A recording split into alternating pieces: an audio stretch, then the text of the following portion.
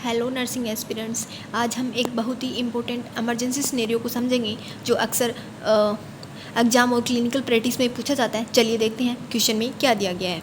देखो क्वेश्चन क्या है। A patient on a ventilator has a sudden drop in SpO2 from 98% to 82%। What is the mnemonic to troubleshoot this emergency.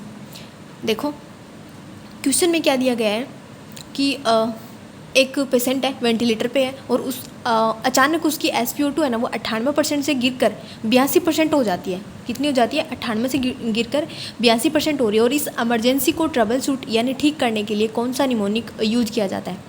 देखो जब भी ventilator पर patient का O2 level है ना अचानक गिरता है तो हमें बिना पैनिक किए डोप निमोनिक जो होता है DOPE उस पर उसका यूज करना चाहिए। आइए इसका मतलब समझते हैं। देखो पहले ऑप्शन देखते हैं। देखो इसका करेक्ट आंसर तो डोप होगा। देखो ए ऑप्शन बोल रहा है कि उसमें ABCD निमोनिक यूज करेंगे, B बोल रहा है डोप करेंगे, एंड C बोल रहा है ROME करेंगे, रोमी करेंगे, एंड D बोल रहा है सैंपल। देखो इसमें ना करेक्ट आंसर B जाएगा। देखो D का मतलब क्या है यहाँ पे? DOPE। ठीक है। D का मतलब क्या है? डिसलॉजमेंट। देखो सबसे पहले चेक करें कि कहीं ET ट्यूब अपनी जगह से हिल तो नहीं गई है। हो सकता है कि ट्यूब बाहर निकल गई हो या राइट ब्रोंकस में ज़्यादा अंदर चली गई हो, है ना, ऐसा हो सकता है और इस वजह से उसका SpO2 गिर सकता है। एंड दूसरा उसमें देखो O से अपन देखेंगे कि उसमें ऑब्स्ट्रक्शन तो नहीं है कहीं, यानी चेक करें कि ट्यूब में कहीं रुकावट तो नहीं है, जैसे कि म्यूकस प्लग बलगम जमा होना और पेशेंट को ट्यूब या फिर पेशेंट है ना ट्यूब को दांतों से काटना या फिर ट्यूब का मुड़ जाना या किंकिंग होना, है ना, इस वजह से भी ऐसा हो सकता है। और P देखो, P का मतलब यहाँ पे है कि निमोथोरेक्स तो नहीं हुआ। देखो क्या लंग्स के बाहर हवा भर गई है जिससे कि लंग्स दब रहा है। फिर वेंटिलेटर के हाई प्रेशर की वजह से कभी कभी लंग्स ना वो फट सकता है। चेक करें कि चेस्ट के दोनों तरफ बराबर हवा जा रही है या नहीं, ये अपन उसमें ब्रीथ साउंड है उसमें चेक करेंगे।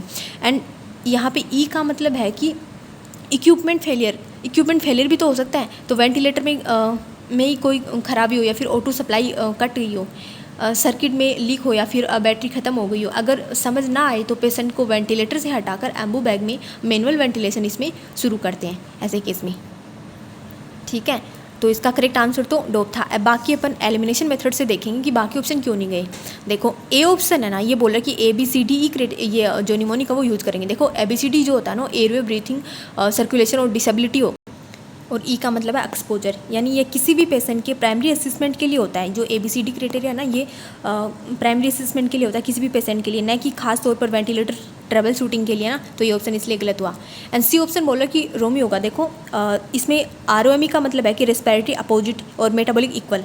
ये ABG आर्टियल ब्लड केस के एनालिसिस को इंटरप्रेट करने की ट्रिक होती है ना, इमरजेंसी मैनेजमेंट की ट्रिक नहीं है, इसलिए ऑप्शन इसलिए गलत हो गया। अब देखो D ऑप्शन बोला कि सैंपल यूज़ करेंगे। देखो सैंपल का मतलब है ये पेशेंट की मेडिकल हिस्ट्री लेने का तरीका, यानी उसमें ऐसे देखते हैं, ऐसे साइन देखते हैं, एलर्जी देखते हैं, मेडिकेशन देखते हैं, एंड पास्ट हिस्ट्री देखते हैं, लास्ट मील को देखते हैं और इससे उसमें इवेंट को देखते हैं ना। इस प्रकार ये ऑप्शन भी गलत हुआ। देखो अपना करेक्ट आंसर था B।